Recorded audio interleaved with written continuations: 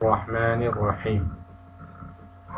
آج کی ویڈیو میں ہم سورۃ البقرہ کی آیت نمبر 40 اور اس کے بعد آنے والی آیتوں کا ترجمہ اور تفسیر جانیں گے۔ اپنی ویڈیو شروع کرنے سے پہلے آپ سے گزارش ہے کہ آپ اس چینل کو ضرور سبسکرائب کیجئے اور ویڈیوز کو دوسروں کے ساتھ بھی شیئر کیجئے تاکہ آپ بھی اس نیک کام میں ہمارے ساتھ شامل ہو جائے۔ جزاکم اللہ خیر۔ اعوذ باللہ من الشیطان الرجیم، بسم اللہ الرحمن الرحیم۔ یا بنی اسرائیل اذکروا نعمتی التي انعمت علیکم واوفوا بعہدی اوف بعہدکم وإیای فارہبون وآمنوا بما انزلت مصدقا لما معکم ولا تكونوا أول كافر به ولا تشتروا بآياتي ثمنا قليلا وإياي فاتقون۔ یا بنی اولاد کو کہتے ہیں، بنی اولاد بیٹے۔ اسرائیل حضرت یعقوب علیہ السلام کا لقب ہے۔ اذکروا تم یاد کرو، اذکرو تم یاد کرو، نعمتی میری نعمت کا، التی کا مطلب ہے وہ ایک، مؤنث کے لیے، فیمیل کے لیے فیمینن، یا التی جو یا جس،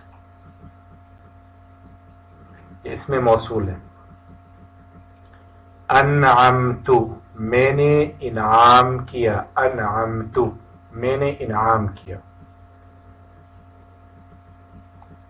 اوفو تم پورا کرو، ایفا ان سے امر ہے، ایفا ان سے امر ہے، اوفو تم پورا کرو، ایفا کا مطلب ہے پورا کرنا۔ بعہدی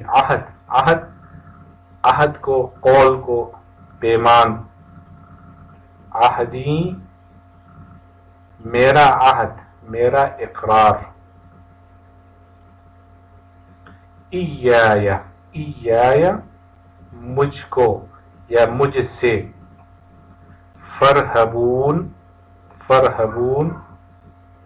مجھ ہی سے ڈرو، رہبن سے ڈر، رہب کہتے ڈر اور خوف کو، فرہبون ڈرو، یا مجھ ہی سے فرہبون ڈرو۔ یا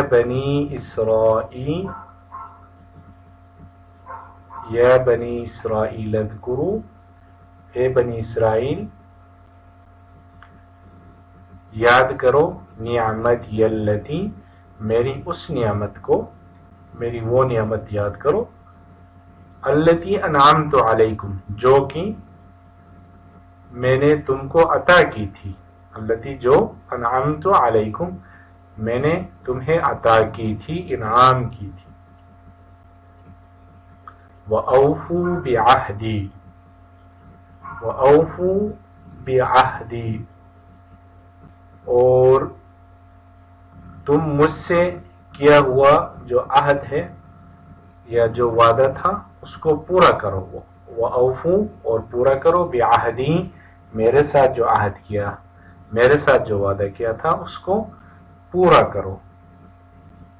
اوفی بعہدکم، اوفی بعہدکم تاکہ میں بھی تم سے کیا ہوا عہد اور وعدہ پورا کروں۔ وَإِيَّايَ فَارْهَبُونَ وَإِيَّايَ فَارْهَبُونَ اور تم صرف مجھی سے ڈرو، وَإِيَّايَ فَارْهَبُونَ کسی اور سے نہیں بلکہ مجھ ہی سے ڈرو۔ تو اسرائیل یہ حضرت یعقوب علیہ السلام کا دوسرا نام ہے، اسرائیل۔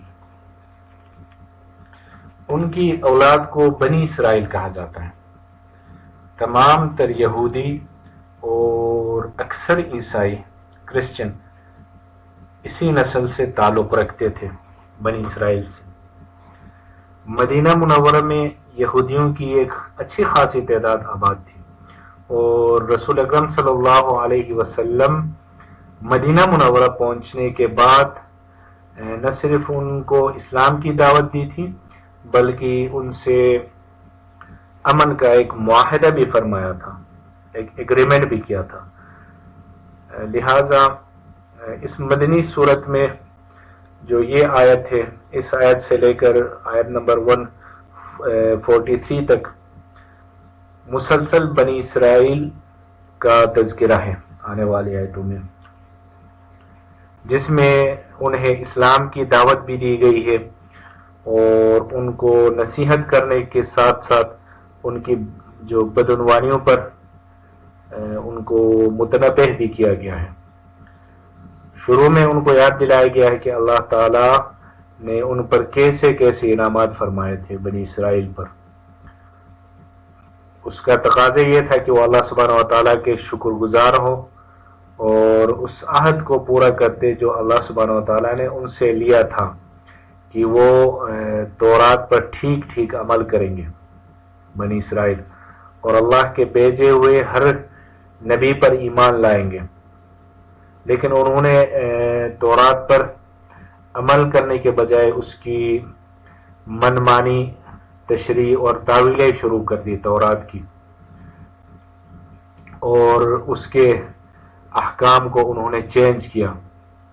چونکہ اس طرز عمل کی ایک وجہ یہ بھی تھی کہ حق کو قبول کرنے کی صورت میں انہیں اپنے ہم مذہب لوگوں کا ڈر تھا کہ وہ کہیں ان سے بدظن نہ ہو جائے، اس لیے جو ان دو آیتوں کے آخر میں یہ فرمایا گیا کہ مخلوق سے ڈرنے کے بجائے انہیں اللہ سبحانہ و تعالیٰ سے ڈرنا چاہیے اور اللہ کے سوا کسی کا خوف دل میں نہیں رکھنا چاہیے۔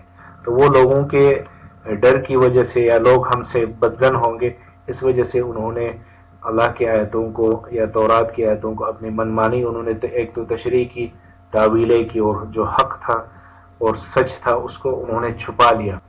جو اللہ کی طرف سے نازل کردہ تورات تھا اس میں انہوں نے تعویلیں کی اور اس میں تحریف کی اپنی طرف سے۔